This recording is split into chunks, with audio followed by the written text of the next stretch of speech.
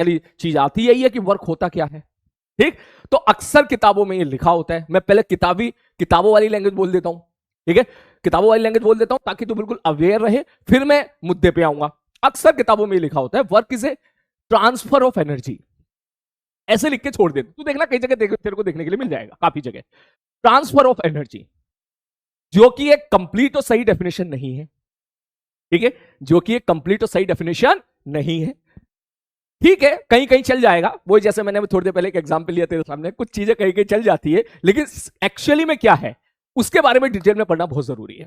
ठीक, तो हमारे सामने ध्यान से सुनना मेरी बात, बहुत सारी फिजिकल क्वांटिटी ऐसी आएंगी जिनकी डेफिनेशन कुछ और होगी, उसको डिफाइन करने का, उसको डेफिनेशन कुछ और होगी और उसको कैलकुलेट करने का फॉर्मूला कुछ और होगा।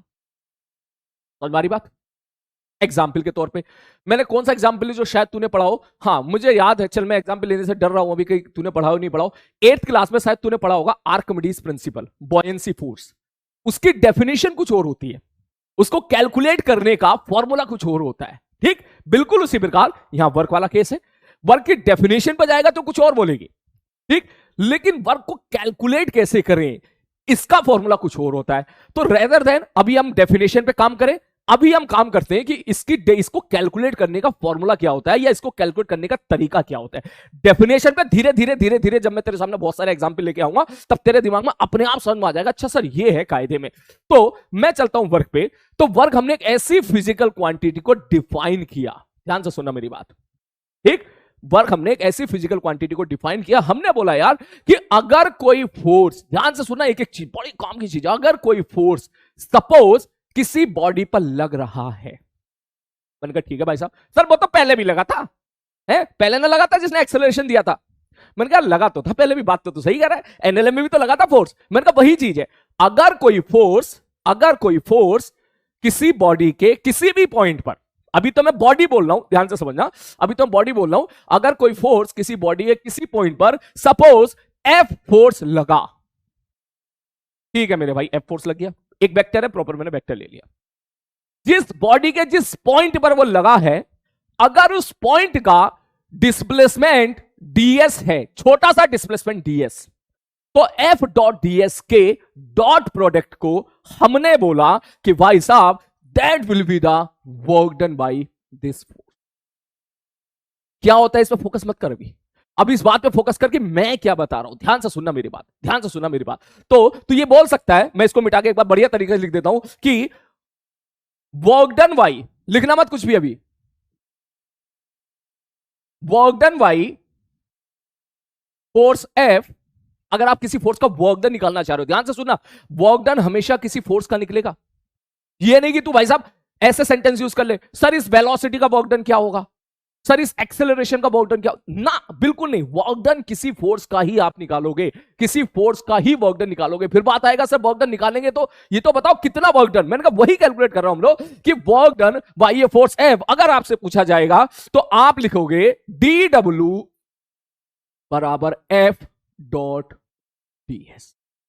ये हमने वर्क डन को कैलकुलेट करने का एक प्रकार से फॉर्मूला बनाया, फॉर्मूला बोल सकता है तू, क्योंकि काइंड ऑफ डेफिनेशन ही है। मैंने कहा ठीक है भाई साहब, ओके।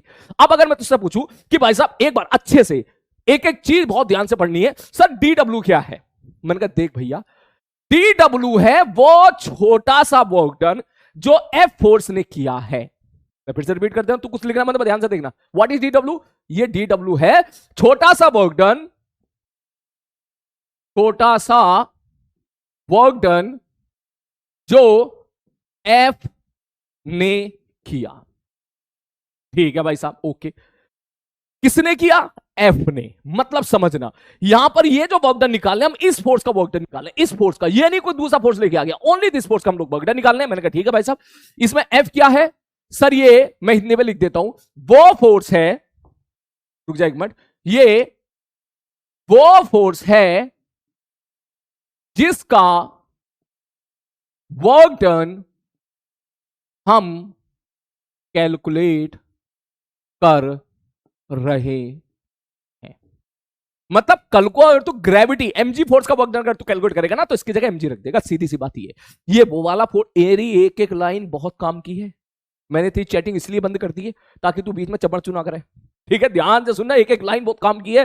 थोड़ी देर के अंदर मैं एक एक लाइन पे सवाल गलत कराऊंगा तो एक एक लाइन पे, फिर तू समझेगा कि हाँ सर आप बिल्कुल सही कह रहे थे। मैं टाइम भी नोट कर लेता हूं, 7:05 हो रहे हैं इस टाइम पे। ठीक ठीक है सर, ओके। दैट मींस ये कौन सा फोर्स है भाई साहब? ये वो फोर्स है जिसका वर्क डन हम कैलकुलेट कर रहे हैं। अब बात आई कि सर ये डीएस भी तो बताओ, इसी बात पे डीएस क्या है? ये बेसिकली है डिस्प्लेसमेंट। ठीक है भाई साहब, डिस्प्लेसमेंट। अब सर ये डिस्प्लेसमेंट किसका, मैंने किसका मतलब क्या? बोले सर बहुत सारे टर्म हो सकते हैं। ये डिस्प्लेसमेंट ऑफ बॉडी है या displacement of centre of mass है। क्या पता किसी बच्चे ने सेंटर ऑफ मास का नाम ही सुना हो। ठीक, तो कुछ बच्चे बोल देते हैं सर ये तो डिस्प्लेसमेंट ऑफ बॉडी है। मैंने कहा यार ये थोड़ी सी फील नहीं आई डिस्प्लेसमेंट ऑफ बॉडी बोलना। बोले क्यों? मैंने कहा यार तू खुद बता। एग्जाम्पल के तौर पे मैं तेरे सामने बड़ा बढ़िया सा एग्जाम्पल ले रहा हूं आईपैड का। मैंने इसको यहां पे सपोज एक तरीके से फिक्स कर रखा है। मैंने हाथ लिया, मैंने इस हाथ से इस पर फोर्स लगाया तो देखिए घूम गया। बात समझ मारिए, देख मैंने इस पे ऐसे फोर्स लगाया, देखिए घूम गया। तो अगर मैंने इसको फोर्स लगा के इसको घुमाया तो शायद तुझे दिख रहा हो कि यहां पर अलग अलग बंदे का डिस्प्लेसमेंट अलग अलग है। ठीक, एग्जाम्पल के तौर पे मैं इसको थोड़ा सा 1 मिनट कर, मैं तुझे केवल इसी से समझाने की कोशिश करता हूं। ठीक, मैंने अगर यहां फोर्स लगाया, फोर्स लगा के देख मैंने इसको ऐसे घुमा दिया, देख ऐसे ऐसे।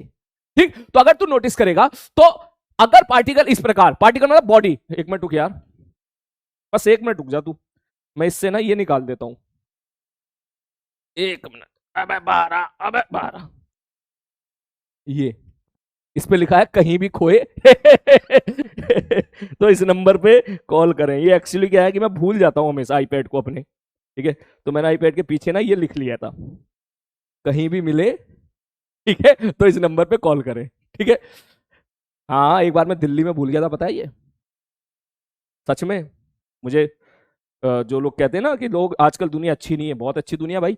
एक बार तुम्हें दिल्ली में खो गया था, एक बार तो होटल में भूल गया था मैं, होटल का रेस्टोरेंट में भूल गया था मैं। फिर मैं स्टेशन पहुंच गया, फिर होटल वाले का कॉल आया, बोले सर ये आपका है क्या? मैंने कहा मेरे भाई आप मेरा। देख ध्यान से देख, सपोज मैंने एग्जांपल ये लिया कि मैंने यहां पे फोर्स लगाया, ध्यान से देखना, जैसे मैं यहां पे फोर्स लगाऊंगा तो देख ये क्या हुआ, ये ऐसे मूव कर गया ऐसे। ठीक है भाई, मूव कर गया। तो अगर तू ध्यान से देख, जैसे मैंने ऐसे फोर्स लगाया ऐसे मूव कर गया, ये एक तरीके सर्कुलर पाथ में घूम गया, ये ऐसे था ऐसे घूम गया।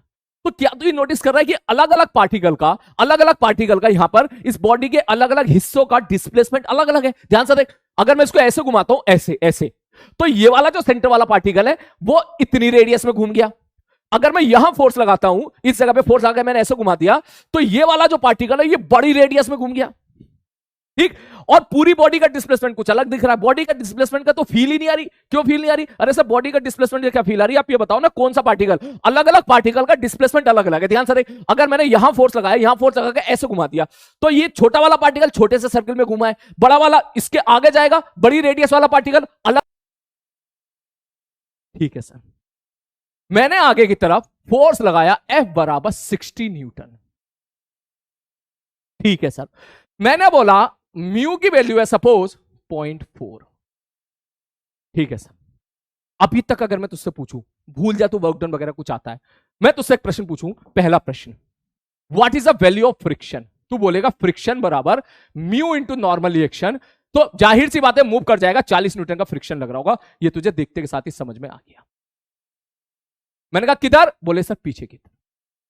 मैं तुझसे पूछूं भैया एक्सेलरेशन बता दे, तुम बोलोगे आगे वाला फोर्स माइनस पीछे वाला फोर्स बटे मास m, 10 किलोग्राम। कितना आ गया? ये एक्सेलरेशन आ गया 2। मैंने कहा करेक्ट है, कोई दिक्कत वाली बात नहीं। अगला प्रश्न मैं तुझसे पूछूं, मैंने कहा भाई तू मुझे एक बात बता इसी सवाल में कि ये कभी ना कभी तो आगे पहुंचेगा। बोले यस सर पहुंचेगा। मैंने कहा जब ये आगे 10 मीटर ट्रेवल करके पहुंच गया होगा, तब मुझे बताओ इस बंदे की वेलोसिटी कितनी होगी?